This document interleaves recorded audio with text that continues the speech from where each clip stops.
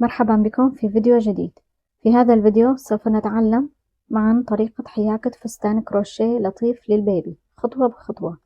سواء كنت مبتدئة أو محترفة ستجدين الشرح سهلا وممتعا، فلنبدأ رحلة الإبداع معا.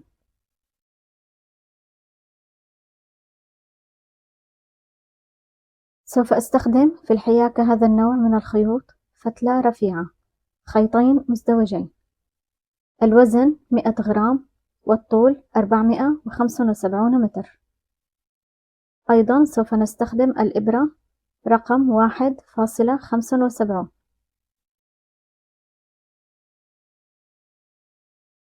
نبدأ أولا بسطر غرز سلسلة.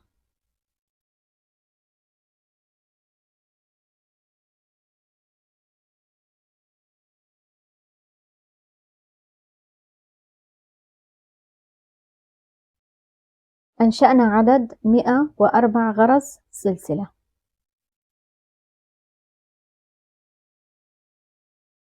طول السلسلة 41 سنتيمتر.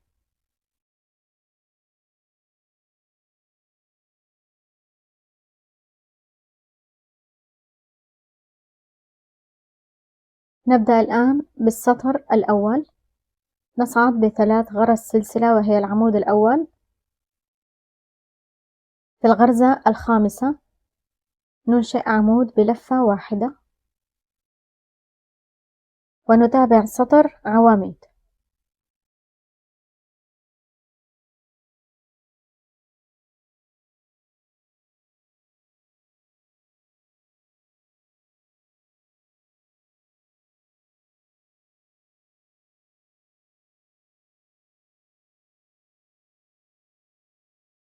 أنهينا السطر بعدد 104 عواميد. ننتقل الآن إلى السطر الثاني، أيضا نتابع حياكة عدد 104 عواميد.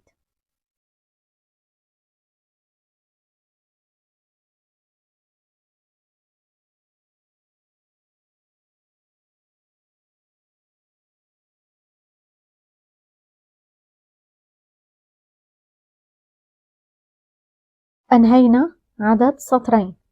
قسمنا القطعة إلى 3 أقسام. لدينا هنا نصف الجهة الخلفية، والجهة الأمامية نصف الجهة الخلفية الثاني. عدد العواميد في نصف الجهة الأول 25 عمود، الجهة الأمامية 50 عمود، ونصف الجهة الخلفية الثاني عدد 29 عمود، مقسم إلى 25 عمود نصف الجهة الخلفية زائد 4 عواميد المرد.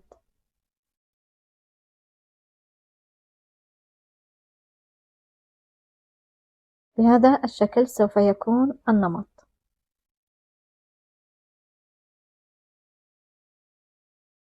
ننتقل الآن لحياكة سطر جديد.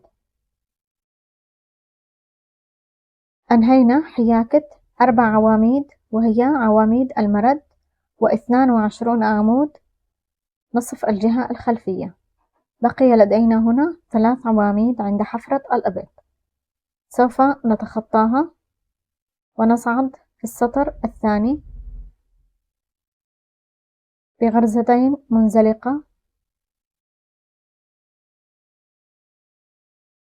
في الغرزة الثالثة هنا ننشئ عمود ونتابع حياكة باقي السطر.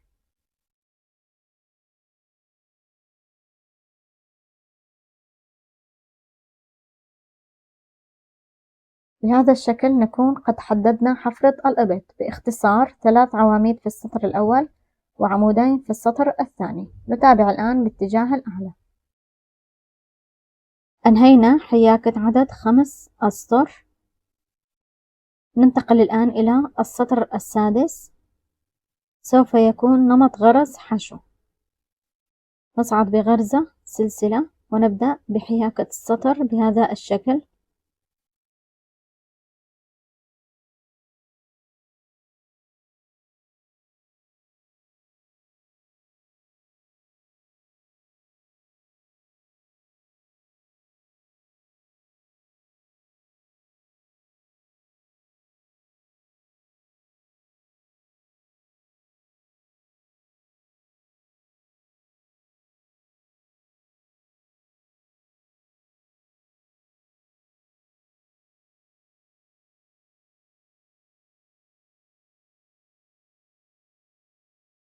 ينتهي لدينا السطر بعدد 20 غرزة زائد 4 غرز المرد. أنهينا عدد 20 غرزة بهذا الشكل. بقي لدينا 4 غرز المرد تحاك غرز حشو عادية. في رأس كل غرزة نضع غرزة حشو.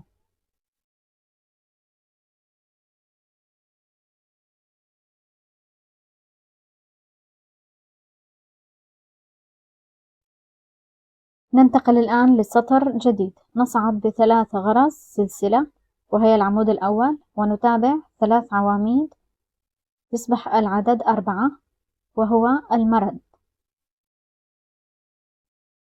الآن نبدأ النمط. نبدأ أولا بعمود منفصل ومن ثم 3 عواميد نجمعها في غرزة واحدة بهذا الشكل. غرزتين سلسلة، نكرر 3 عواميد أيضا نجمعها في غرزة واحدة،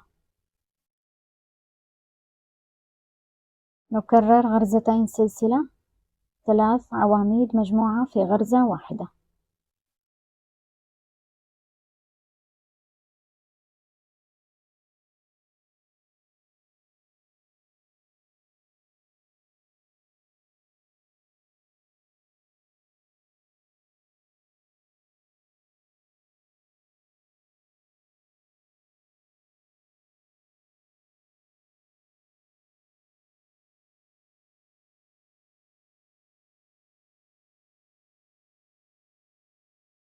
الآن ننهي السطر بغرزتين سلسلة وعمود في آخر السطر.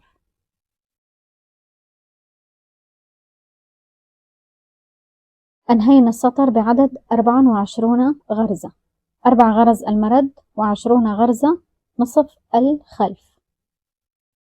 نصعد الآن بسطر جديد وهو سطر مربعات. سوف نتخطى غرزتين، الغرزة الثالثة ننشئ عمود. الآن النمط عبارة عن غرزة عمود، هنا نتخطى غرزة، في الغرزة التي تليها ننشئ عمود، نكرر أيضا نتخطى غرزة، في الغرزة التي تليها ننشئ عمود.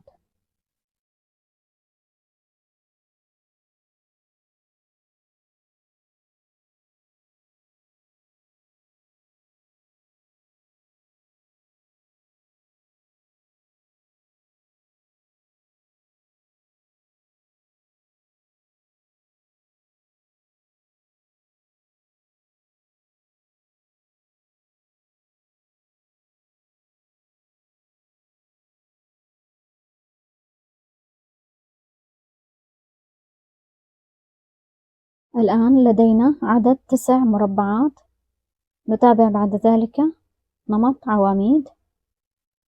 العمود الأول، الثاني، الثالث، الرابع والخامس.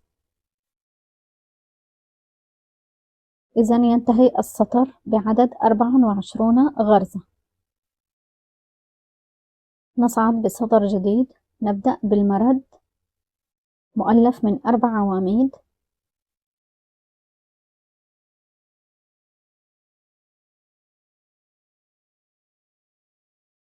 نتابع الآن داخل الغرزة الخامسة بعد المرد ننشئ عمودين بهذا الشكل. الآن نتخطى غرزتين، وفي الغرزة الثالثة ننشئ عدد 3 عواميد. نكرر النمط، نتخطى غرزتين أيضا، في الغرزة الثالثة ننشئ 3 عواميد.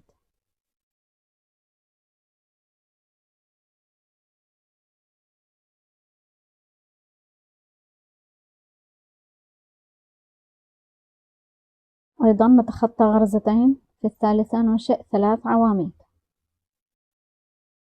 بهذا الشكل نتابع السطر.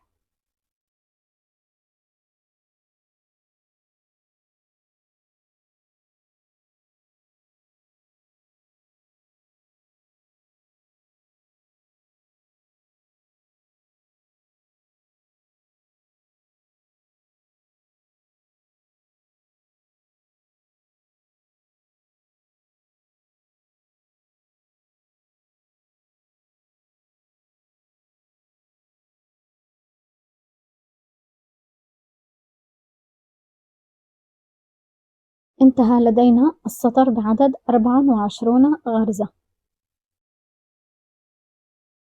ننتقل الآن إلى سطر جديد وهو سطر غرز الحشو بهذا الشكل. نتابع حياكة عدد 20 غرزة حشو نافر و4 غرز حشو عادية وهي غرز المرد.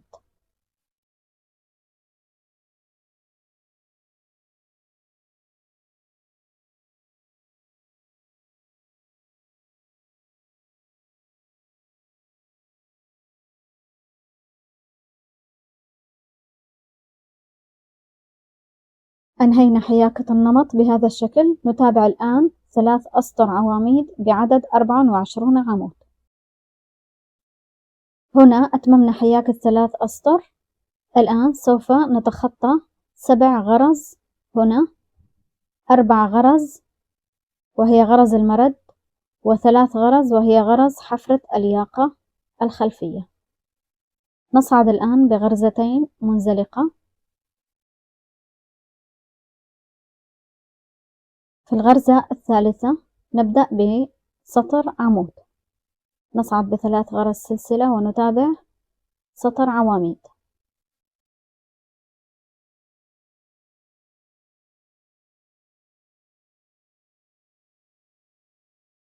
أنهينا السطر الثاني في حفرة الياقة وعدنا بالسطر الثالث. بقي لدينا هنا غرزتين نتخطاها ونصعد بسطر جديد. بغرزتين منزلقة نبدأ السطر. في الغرزة الثالثة ننشئ عمود مؤلف من 3 غرز سلسلة ونتابع بسطر عواميد بعدد 11 عمود و3 أسطر باتجاه الأعلى. أنهينا بهذا الشكل نصف الجهة الخلفية. مقاس الكتف 4 سنتيمتر، طول 14.5 سنتيمتر.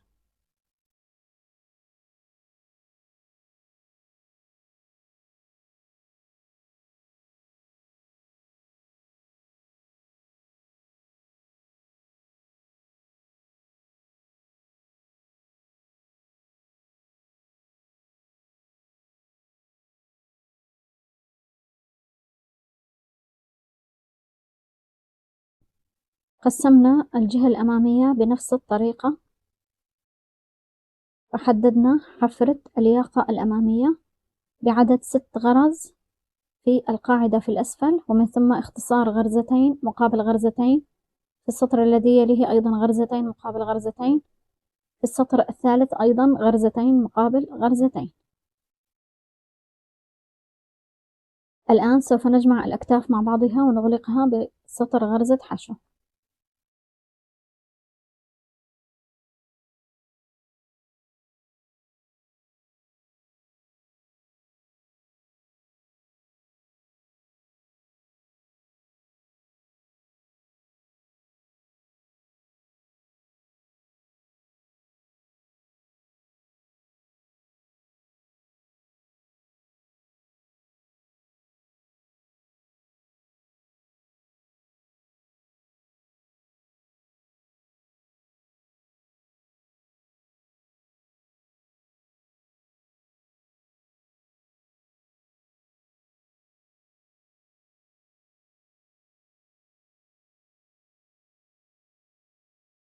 هنا أغلقنا الأكتاف وسوف نتابع الآن حياكة الياقة.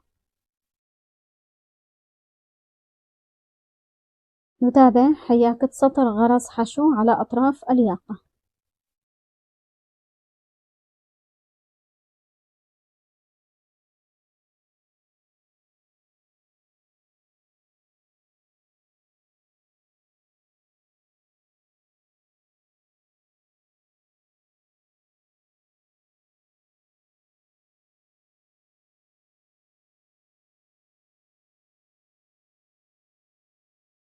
أنهينا سطر غرز الحشو. الآن سوف نبدأ بسطر جديد، سطر عواميد نمط البازينة. عمود إلى الأمام وعمود إلى الخلف. نصعد ب3 غرز سلسلة ونبدأ بالعمود الأول بهذا الشكل إلى جهة الأمام. الآن العمود الثاني من الخلف بهذا الشكل.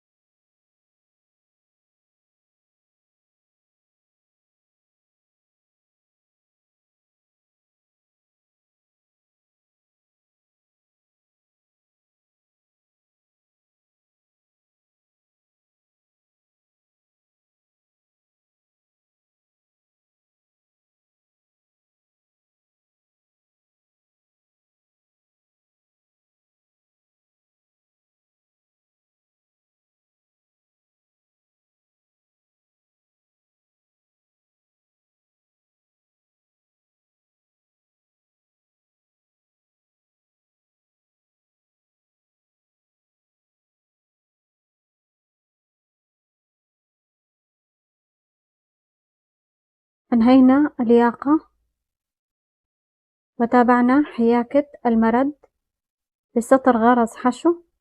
أنشأنا 4 فتحات للأزرار، بين كل فتحتين يوجد عدد 6 غرز حشو.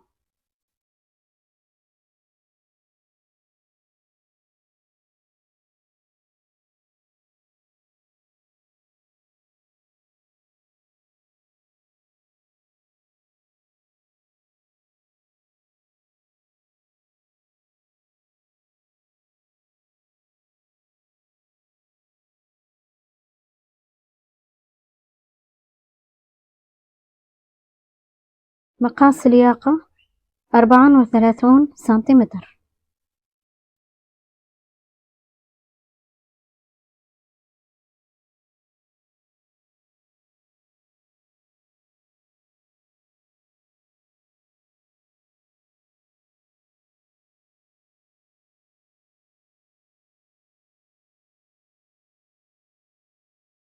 ننتقل الآن لحياكة الأكمام. نبدأ من نصف حفرة الإبط من الأسفل، نصعد بغرزتين سلسلة، ننشئ في الغرزة الأولى هنا نصف عمود،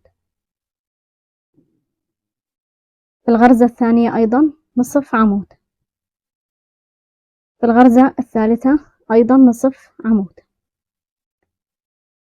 نتابع الآن النموذج إلى سطر غرز الحشو. ننشئ في بداية كل سطر أفقي عدد نصفي عمودين.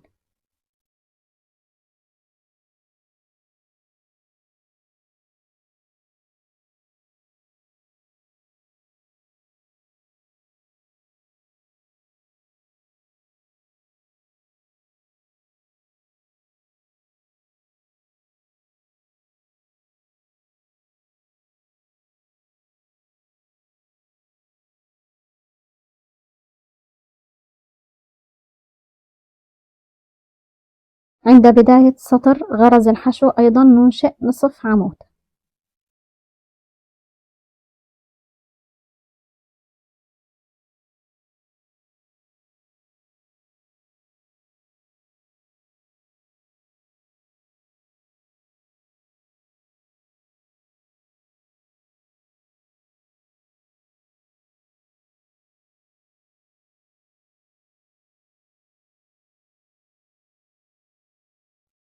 بعد أن وصلنا إلى سطر غرز الحشو الأفقي، نتابع الآن إنشاء عمودين بلفة واحدة في بداية كل سطر أفقي.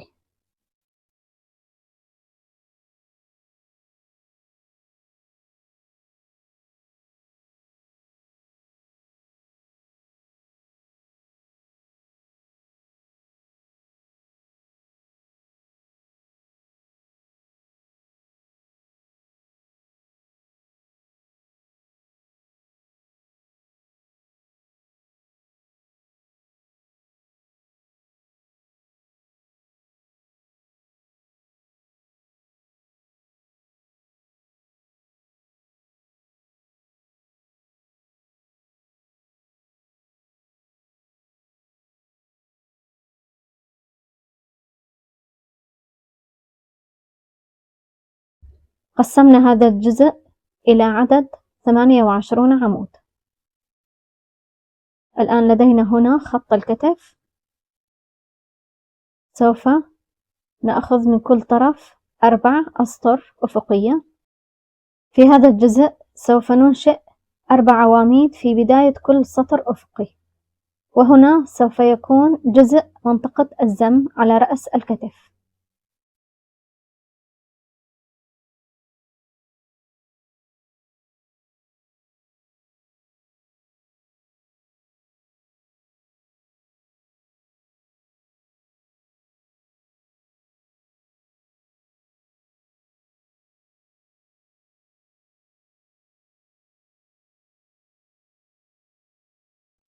قسمنا الجزء العلوي في الكم إلى عدد 30 عمود. نتابع الآن لنصل إلى سطر غرز الحشو بنمط عمودين في بداية كل سطر أفقي.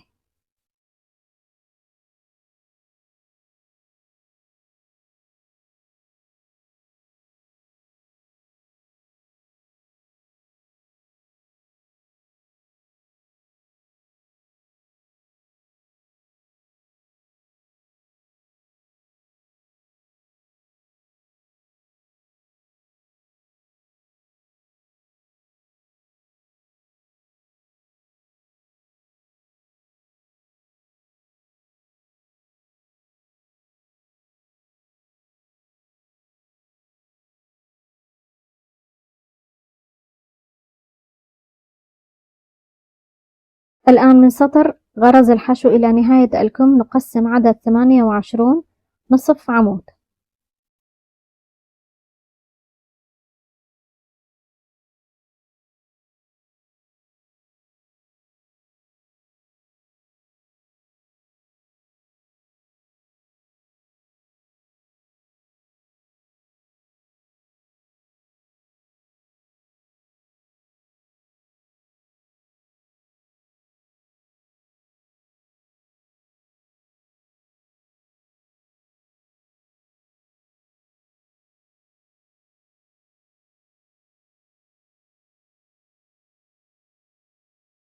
أنهينا الكم بعدد 90 عمود مقسمة إلى قسمين. القسم العلوي يبدأ من هنا سطر غرز الحشو في الأمام إلى سطر غرز الحشو في الخلف بعدد 56 عمود بلفة واحدة.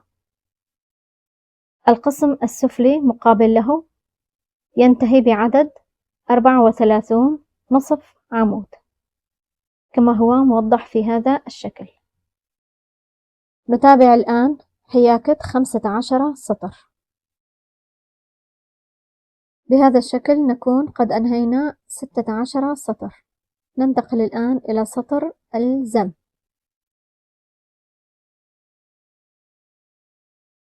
نصعد بغرزتين سلسلة، نتخطى غرزة، في الغرزة التي تليها ننشئ نصف عمود،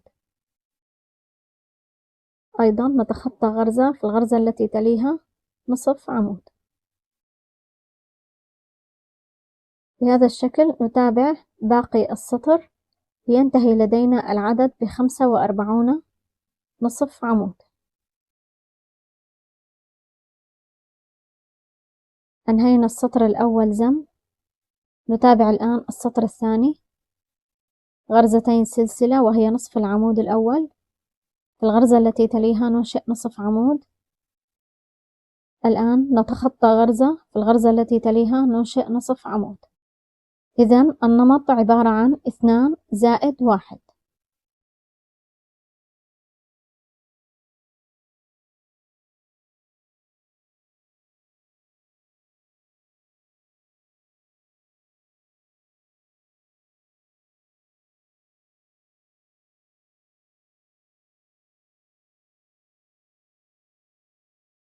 أنهينا السطر الثاني بعدد 30 نصف عمود. السطر الثالث نصعد ب3 غرز سلسلة. الآن سوف نضاعف العواميد، داخل كل غرزة سوف ننشئ عدد 3 عواميد.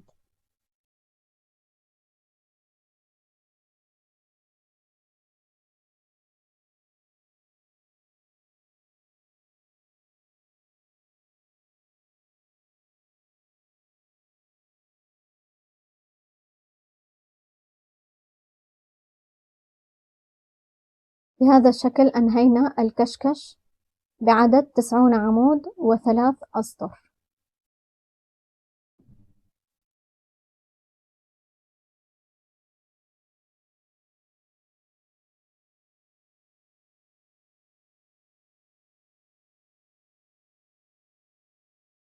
ننتقل الآن لحياكة الكشكش. سوف يبدأ من سطر غرز الحشو في الأمام إلى سطر غرز الحشو في الخلف. سوف ننشئ تقريبا 105 عواميد.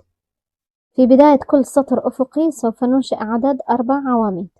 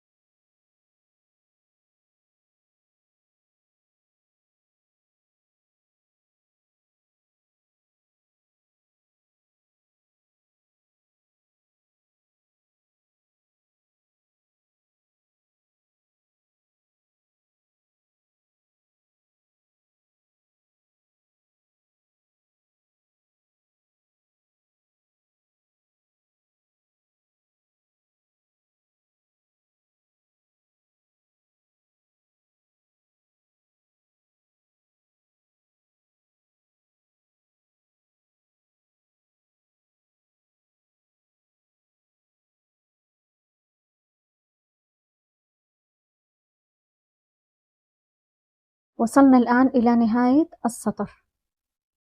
عند خط غرز الحشو الأفقي ننشئ نصف عمود.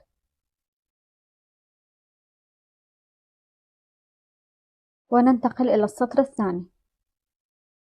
نبدأ بغرزتين منزلقة.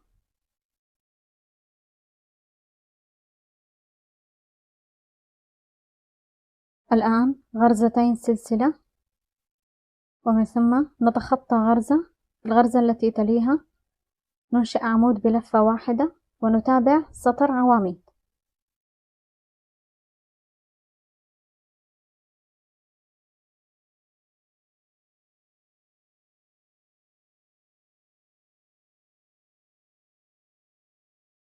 هنا وصلنا إلى نهاية سطر العواميد. أيضا نتخطى غرزة، وفي الغرزة الأخيرة في السطر ننشئ نصف عمود. ننتقل إلى سطر جديد. نصعد بغرزتين منزلقة، ومن ثم غرزتين سلسلة. الآن نتخطى غرزة، في الغرزة التي تليها ننشئ عمود بلفة واحدة ونتابع سطر عواميد أيضا. بهذا الشكل نتابع الاختصار في بداية كل سطر في الكشكش.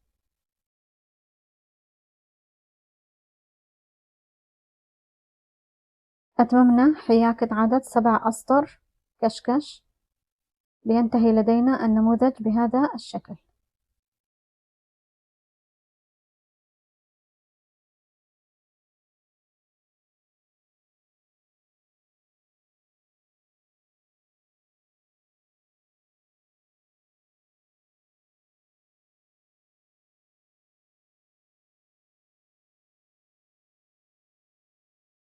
ننتقل الآن لحياكة خط الخصر. نبدأ ب3 غرز سلسلة، ونتابع داخل كل غرزة سوف ننشئ عمودين نجمعها في غرزة واحدة بهذا الشكل.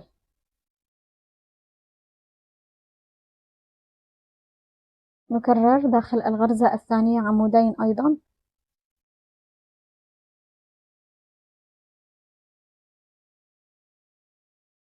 نجمعها في غرزة واحدة. بهذا الشكل نتابع باقي السطر.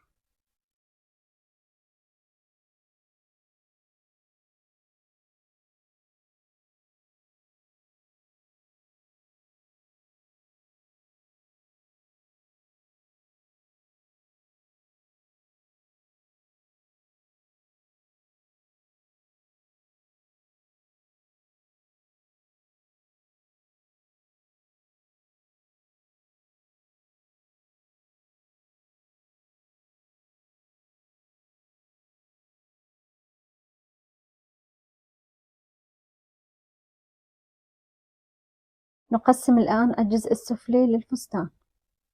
نبدأ ب5 غرز سلسلة.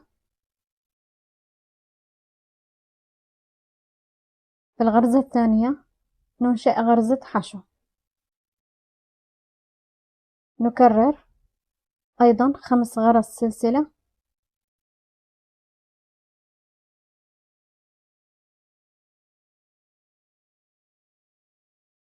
في الغرزة التي تليها غرزة حشو. الآن 5 غرز سلسلة، نتخطى غرزة، في الغرزة التي تليها غرزة حشو. هذا هو النمط. نكرر تقسيم النمط بداية من السلسلة الأولى: 5 غرز سلسلة، غرزة حشو في الغرزة التي تليها، 5 غرز سلسلة، أيضا غرزة حشو.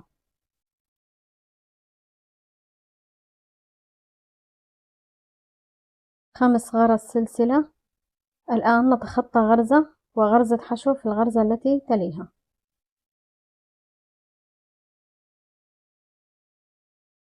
قسمنا خط الخصر إلى 77 سلسلة. ننتقل الآن إلى السطر الثاني. نصعد ب3 غرز منزلقة إلى منتصف السلسلة الأولى،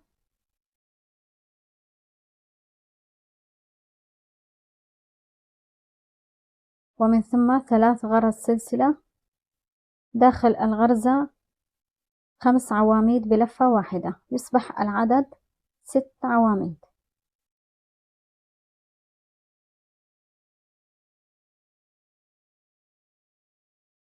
نكرر النمط في رأس السلسلة الثانية، أيضا ننشئ عدد 6 عواميد. في رأس كل سلسلة سوف ننشئ هذا العدد.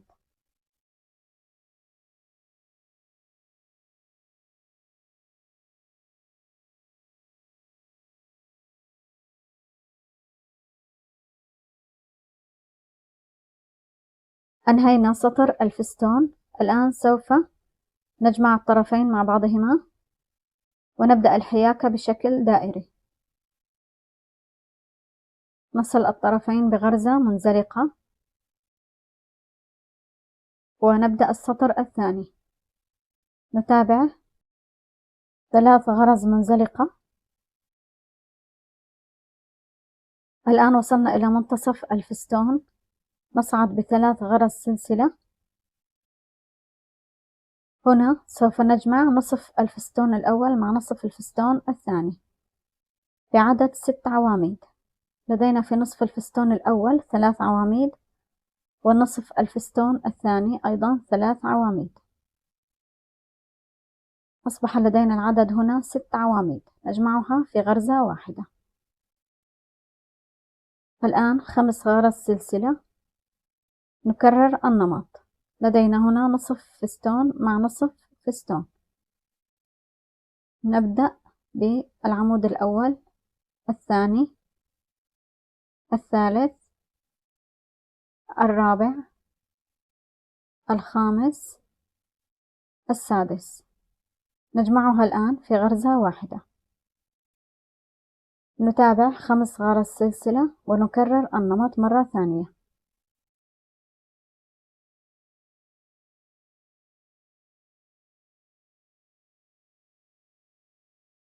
الآن أنهينا السطر بهذا الشكل. نكرر السطر الأول. نصعد ب3 غرز سلسلة.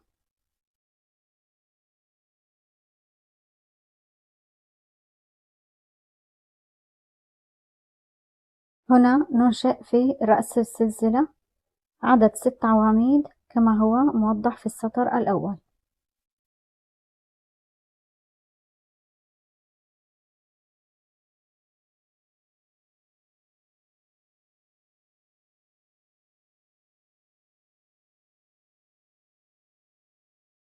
أيضا نكرر في رأس السلسلة الثانية أيضا 6 عواميد داخل غرزة واحدة.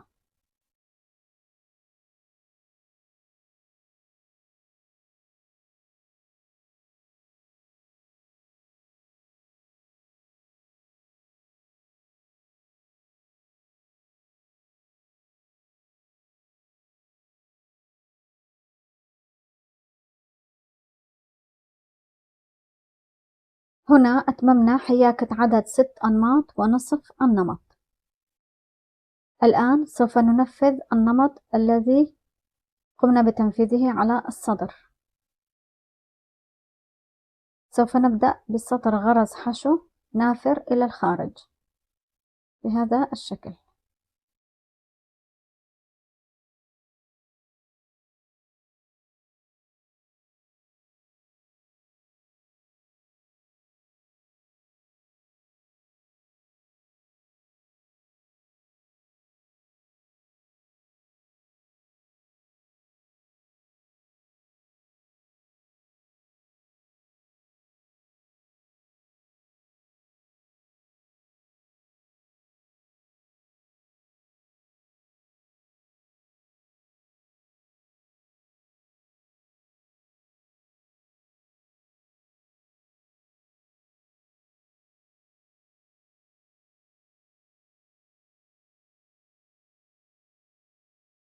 السطر الثاني نصعد ب3 غرز سلسلة،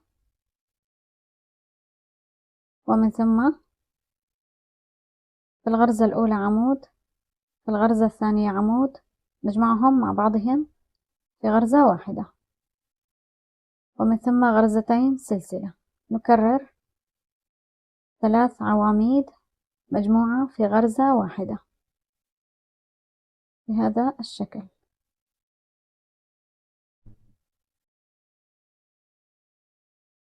غرزتين سلسلة، أيضا نكرر 3 عواميد مجموعة في غرزة واحدة.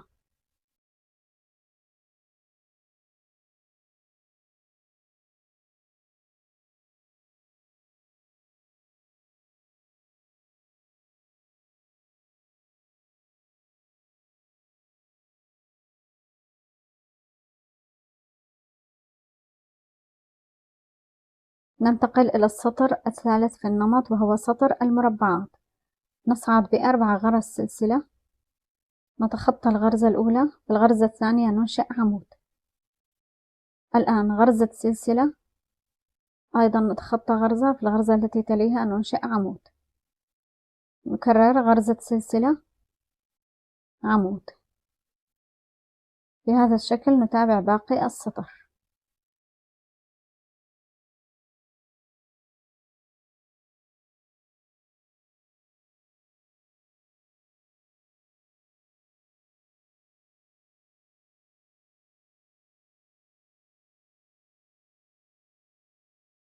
الآن السطر الرابع في النمط. نصعد ب3 غرز سلسلة، وننشئ داخل الغرزة الأولى عمودين، يصبح العدد 3 عواميد.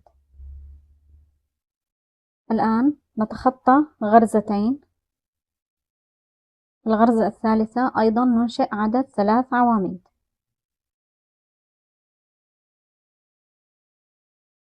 نكرر النمط، نتخطى غرزتين، في الغرزة الثالثة ننشئ 3 عواميد. بهذا الشكل نتابع السطر.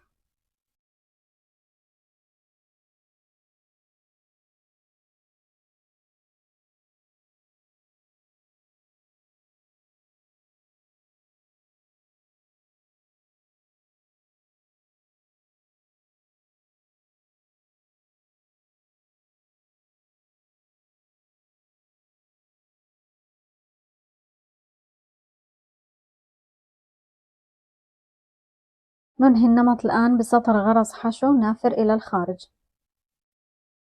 بهذا الشكل.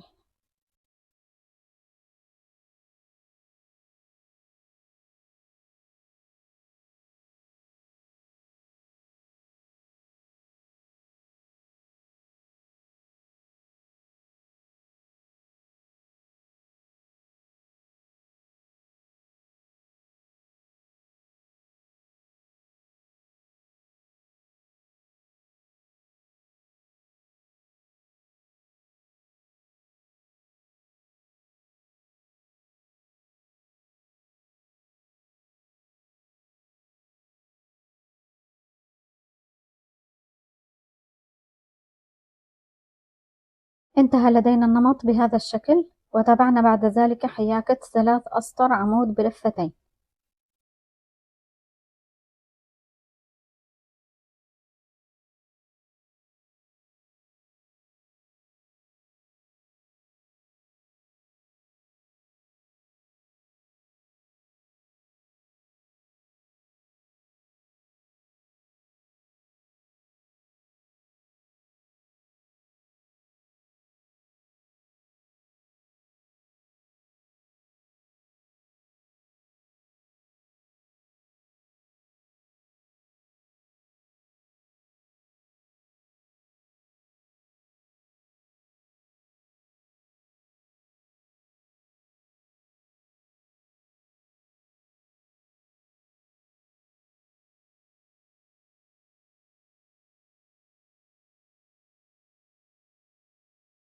لحياكة الفيونكة نبدأ بسلسلة مؤلفة من 10 غرز.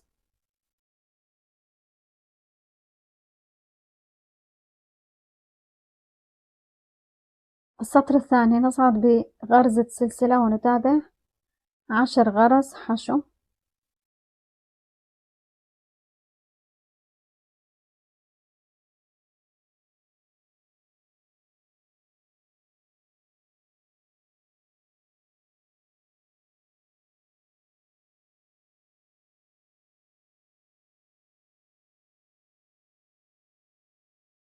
أيضا نصعد بغرزة سلسلة ونتابع 10 غرز حشو.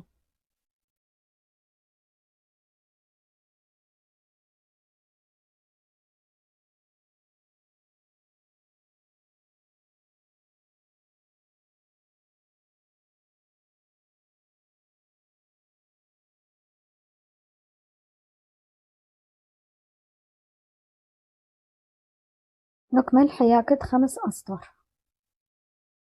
الآن أنهينا 5 أسطر حشو. سوف نتابع بشكل دائري. عند كل زاوية سوف ننشئ 3 غرز حشو داخل الزاوية. نتابع الآن.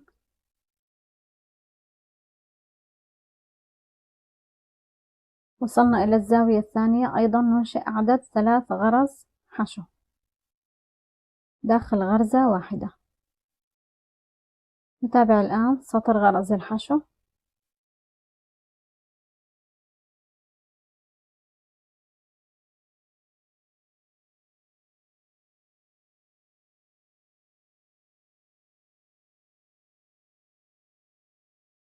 وصلنا أيضا إلى الزاوية الثالثة، ننشئ 3 غرز حشو داخل غرزة واحدة ونتابع حياكة السطر.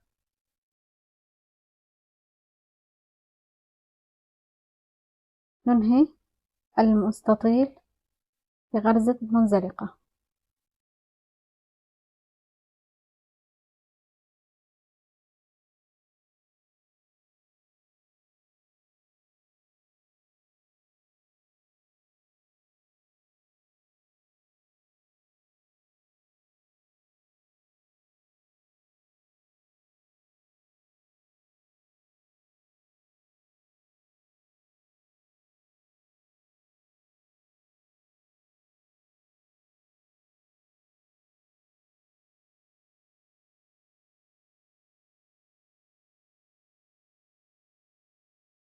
لحياكة الفيونكة الكبيرة على الخصر نبدأ بالسلسلة مؤلفة من 40 غرزة ونتابع حياكة 14 سطر غرز حشو.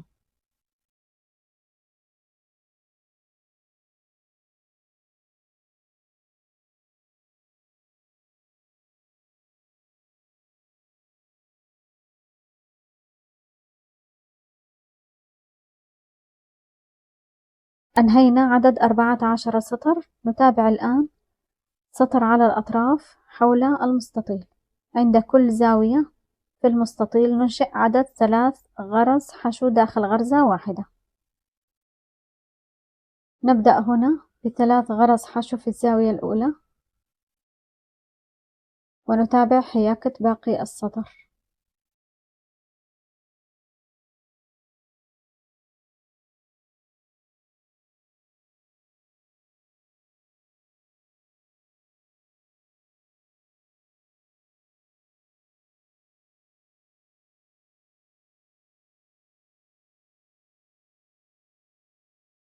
وصلنا إلى الزاوية الثانية، أيضا ننشئ 3 غرز حشو داخل غرزة واحدة ونتابع حياكة باقي النموذج بنفس الطريقة. بهذا الشكل أنهينا نمط الفيونكة. قمنا أيضا بحياكة شريط الفيونكة بعدد 60 غرزة سلسلة ومن ثم 8 أسطر غرز حشو مع اختصار غرزة في بداية كل سطر باتجاه الأعلى. السطر التاسع عبارة عن سطر دائري حول الشريط.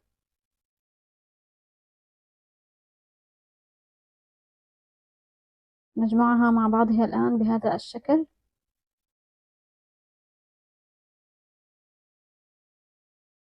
قطعة العقدة هنا بعدد 15 غرزة و3 أسطر غرز حشو.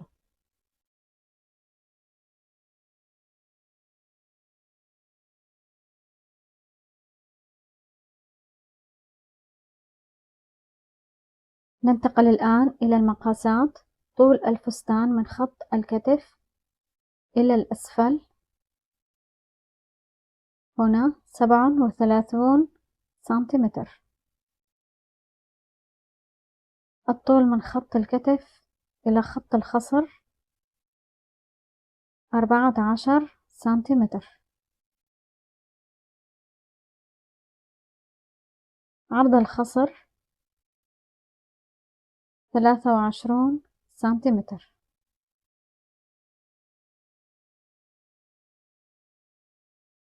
طول الأكمام 15 سنتيمتر.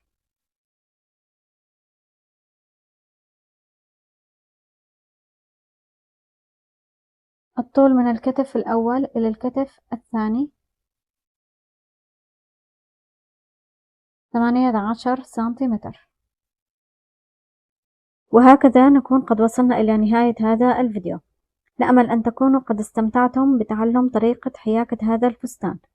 إذا أعجبكم الفيديو لا تنسوا الضغط على زر الإعجاب ومشاركته مع الأصدقاء والاشتراك في القناة لتكونوا أول من يعرف بكل جديد.